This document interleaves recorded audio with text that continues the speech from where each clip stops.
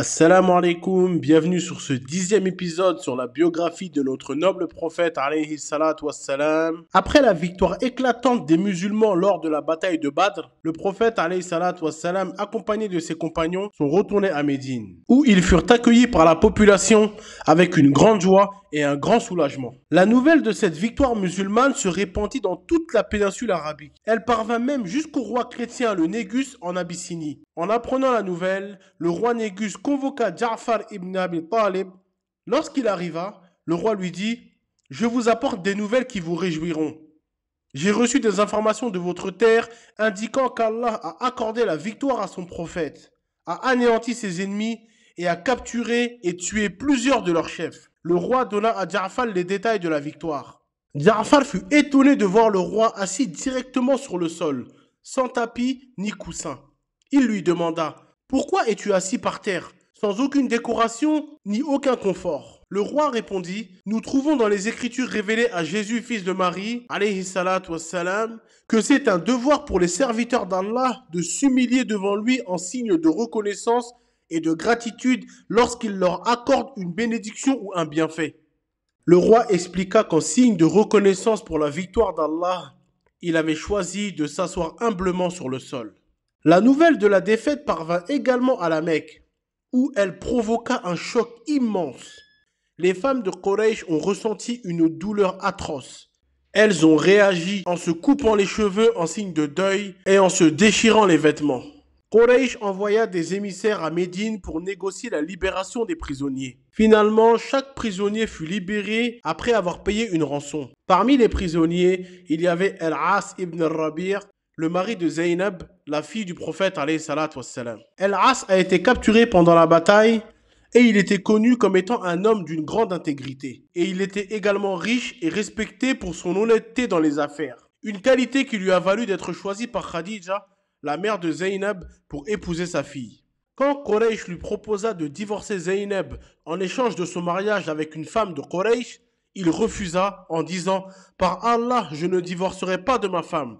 Et aucune femme de Quraysh ne peut me faire oublier Zaynab. » Le prophète, alayhi salatu wassalam, malgré l'animosité entre les musulmans et Quraysh, avait toujours parlé en bien de son gendre Al-As, soulignant ses qualités exceptionnelles. À cette époque, l'interdiction pour une musulmane d'être mariée à un polythéiste n'avait pas encore été révélée. Lorsque les habitants de la Mecque ont envoyé des rançons pour libérer leurs prisonniers, Zaynab, la fille du prophète alayhi salatu wassalam, a envoyé une somme en rançon pour libérer son mari. Elle a accompagné cette somme d'un collier qui appartenait à sa mère Khadija, que son père alayhi salatu wassalam lui avait offert lors de son mariage avec Al-As. Lorsque le prophète alayhi salatu wassalam a vu ce collier, il a été profondément ému en se souvenant de Khadija. Le prophète alayhi salatu wassalam, dans un geste empreint de délicatesse et de respect, a demandé à ses compagnons « Si vous le souhaitez, vous pouvez libérer son prisonnier et lui rendre son collier. » Ils ont accepté en libérant Al-As et en retournant le collier à Zaynab. Cependant, le prophète alayhi salatu wassalam a demandé à Al-As d'envoyer Zaynab à Médine. Il a respecté sa parole et a envoyé Zaynab à Médine. Plus tard, Al-As embrassera l'islam, mais à ce moment-là, il avait respecté son engagement. Al-Abbas ibn Abd al-Muttalib a également payé une rançon pour lui-même, pour son fils et pour son neveu. Il y avait aussi des prisonniers comme Abu Azza, un poète, qui, lors de la bataille de Badr, a plaidé pour sa libération auprès du prophète alayhi salatu wassalam, en raison de sa situation financière difficile et de sa responsabilité envers ses filles. Le prophète alayhi salatu wassalam l'a libéré, lui faisant promettre de ne plus prendre les armes contre les musulmans, ni de les critiquer en poésie. Malheureusement, Abu Azza a rompu sa promesse et a rejoint à nouveau les rangs des mécréants. Il avait été persuadé par Quraysh de reprendre les armes contre les musulmans malgré la clémence initiale du prophète alayhi salatu wassalam. Et également, à son retour à Médine, le prophète alayhi salatu wassalam fut informé du décès de sa fille Ruqayya, l'épouse de Othman ibn Affan. Othman, qui s'occupait de Ruqayya, avait été exempté de la bataille de Badr par le prophète alayhi salatu wassalam pour pouvoir soigner sa femme malade. Malgré son absence physique à la bataille, Othman a été compté parmi les combattants de Badr et a reçu sa part du butin, ainsi que la récompense d'un combattant. en raison de l'ordre du prophète alayhi salatu wassalam. Le prophète alayhi salatu wassalam l'a ensuite mariée à sa deuxième fille, Kalthum, ce qui lui a valu le surnom de Dhun Nurayn, le détenteur des deux lumières. Car Othman est le seul homme de l'histoire à avoir épousé deux filles d'un prophète. Pendant la période entre Badr et Uhud, le mariage de Ali ibn Abi Talib et Fatima, la fille du prophète alayhi salatu wassalam, eut lieu. Ali était hésitant à demander la main de Fatima au prophète alayhi salatu wassalam. Une servante lui demanda: savais-tu que Fatima avait été demandée en mariage par quelqu'un d'autre au prophète alayhi salatu wassalam? Ali répondit qu'il n'en savait rien. Elle lui dit alors: qu'est-ce qui t'empêche d'aller voir le prophète alayhi salatu wassalam pour demander sa main? Ali a répondu: je n'ai rien avec quoi je pourrais me marier. Mais la servante insista: si tu te présentes devant le prophète alayhi salatu wassalam, il te mariera à elle. Ali raconte: par Allah, elle continua à m'encourager jusqu'à ce que je me rende chez le prophète alayhi salatu wassalam. Quand je me suis assis devant lui, j'ai ressenti une telle pudeur que je n'ai pas pu prononcer un mot. Je restais silencieux, impressionné par la grandeur du prophète alayhi salatu wassalam. Le prophète alayhi salatu wassalam comprit la situation et lui demanda: qu'est-ce qui t'amène ici? As-tu un besoin particulier? Ali continua de se taire par modestie. Alors le prophète alayhi salatu wassalam lui dit: es-tu venu pour demander Fatima en mariage? Ali répondit que oui. Le prophète alayhi salatu wassalam lui demanda alors: as-tu quelque chose à offrir en dot? Ali répondit: non, je n'ai rien à offrir, ya Rasulallah. Le prophète alayhi salatu wassalam lui dit: qu'as-tu fait de cette armure? Je me souviens que tu avais une armure. Qu'est-elle devenue? Ali, dans son fort intérieur, pensait à cette armure. C'était tout ce qu'il possédait. Et il dit: elle est toujours avec moi. Le prophète alayhi salatu wassalam lui dit alors: je te donne ma fille Fatima en mariage contre cette armure. Envoie-la lui comme dot. C'est ainsi que Ali épousa Fatima avec pour dot cette armure dont la valeur n'était que de 4 dirhams. Ils commencèrent leur vie conjugale environ 1 an plus tard. De ce mariage naquirent leurs enfants Al-Hassan, Al-Hussein, Muhsin, Kalthum et Zainab. Les musulmans avaient imposé un embargo économique sur Quraysh et certaines tribus qui profitaient du commerce de Quraysh et du passage de ces caravanes dans leur territoire commencèrent à s'agiter contre les musulmans. Les musulmans avaient coupé les routes commerciales traditionnelles de Quraysh, perturbant ainsi leur économie. Ils attaquaient chaque caravane quittant la Mecque, ce qui mit Quraysh sous pression économique. Cela affecta également certaines tribus qui bénéficiaient et qui percevaient des revenus en échange de la protection des caravanes. Ces tribus telles que Banu Sulaym et Ratafan décidèrent de se regrouper pour attaquer les musulmans. Elles se regroupèrent à un endroit nommé Qarqaratul Qudr, un endroit où les Banu Sulaym avaient une source d'eau. Le prophète alayhi salatu wassalam a mené une expédition contre eux, mais lorsqu'ils entendirent parler de l'arrivée du prophète alayhi salatu wassalam, ils prirent la fuite, laissant derrière eux leurs chameaux. Le prophète alayhi salatu wassalam resta quelques jours sur place, prit les chameaux abandonnés, puis retourna à Médine. Peu de temps après son retour de la bataille de Badr, le prophète alayhi salatu wassalam rassembla les juifs au marché des Banu Qaynuqa, qui était une des tribus juives de Médine. Car il y avait des signes indiquant qu'ils allaient trahir le pacte et les accords qu'ils avaient conclus avec le prophète alayhi salatu wassalam. Le prophète alayhi salatu wassalam les avertit en ces termes: ô communauté juive, craignez Allah et méfiez-vous de ce qui est arrivé à Quraysh à Badr et embrassez l'islam, car vous savez que je suis un prophète envoyé par Allah. Vous trouverez cela dans vos écritures et c'est un pacte qu'Allah a fait avec vous. Cependant, avec leur arrogance habituelle, les juifs répondirent: ô Mohammed, ton peuple de Quraysh est faible et c'est pourquoi tu les as vaincus. Mais ne sois pas trompé par cela.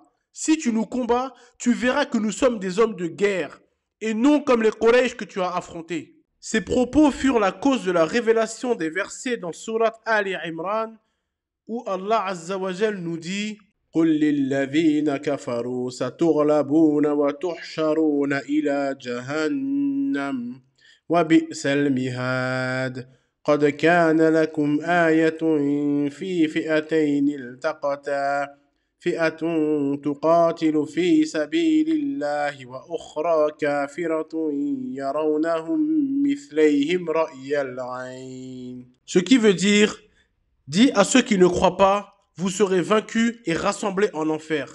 Quel mauvais lieu de repos. Vous avez déjà eu un signe dans les deux armées qui se sont affrontées. L'une combattait dans le chemin d'Allah, l'autre était mécréante. Ces derniers les voyaient 2 fois plus nombreux qu'eux-mêmes. Un autre événement s'est produit au marché des Banu Qaynuqa. Une femme arabe s'est rendue chez un orfèvre pour y faire des affaires et vendre de la marchandise. Les hommes de Banu Qaynuqa ont insisté auprès de la femme pour qu'elle retire son voile et dévoile son visage. Mais elle refusa catégoriquement. Alors qu'elle était assise, l'orfèvre attacha discrètement un coin de son vêtement dans son dos. Lorsqu'elle se leva, ses parties intimes furent dévoilées. Ils se sont moqués d'elle et se sont mis à rire à pleine bouche. Cette humiliation a provoqué la colère de la femme. Et un musulman, voyant la scène, s'en est pris à l'orfèvre en le tuant. En représailles, ils se sont tous jetés sur ce musulman et ils l'ont tué en retour.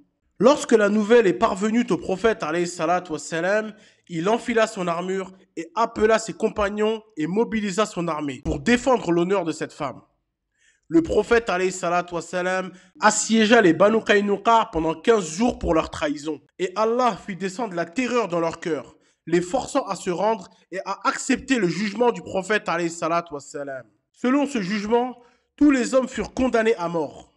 Le compagnon Ubadah ibn Samit, qui avait des alliances avec des juifs de la ville, les rompit immédiatement et a suivi l'ordre du prophète alayhi salatu wassalam. C'est alors que Abdullah ibn Ubay ibn Saloul, qui avait des alliances de longue date avec eux avant l'arrivée du prophète alayhi salatu wassalam à Médine, est intervenu.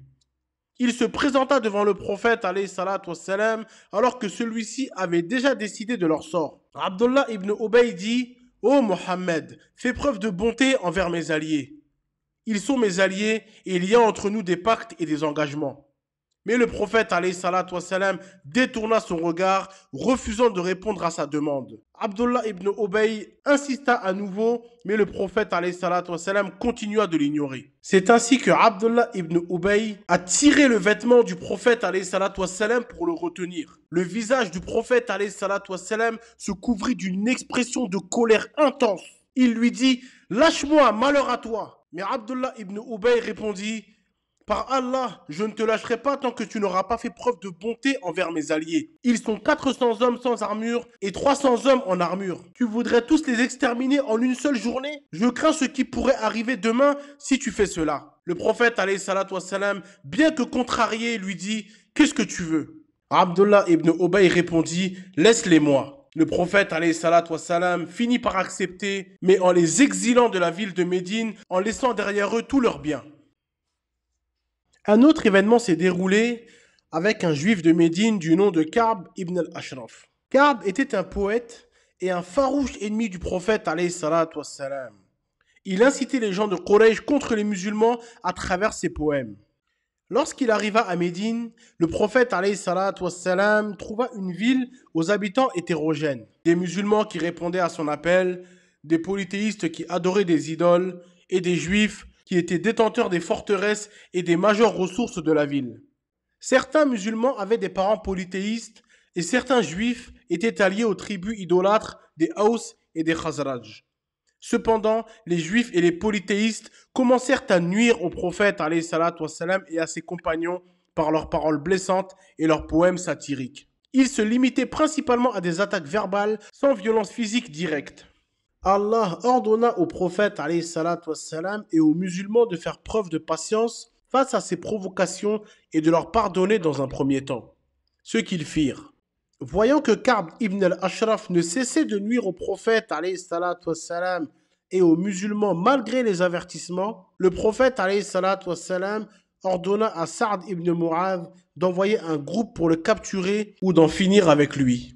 Le prophète alayhi salatu wassalam a dit: « Qui se chargera de Ka'b ibn al-Ashraf, car il a offensé Allah et son messager. » Mohammed ibn Maslama, un compagnon bien connu pour sa force et son courage, se leva et dit: « Ya Rasulallah, souhaites-tu que j'en finisse avec lui ?» Le prophète alayhi salatu wassalam répondit: « Oui. » Mohammed ibn Maslama demanda alors la permission de dire quelque chose qui pourrait le tromper afin de mieux approcher Ka'b. Le prophète alayhi salatu wassalam lui donna son accord. Il mit en place un stratagème et alla rencontrer Ka'b, lui promettant de revenir un jour précis. Lors de la nuit convenue, il se rendit à la forteresse de Ka'b avec quelques compagnons et appela Ka'b à descendre pour les rencontrer. Ka'b descendit, bien que sa femme lui ait dit « Pourquoi sors-tu à cette heure-ci » Il répondit « C'est seulement Mohammed ibn Maslama. » Il pensait qu'il n'y avait pas de danger.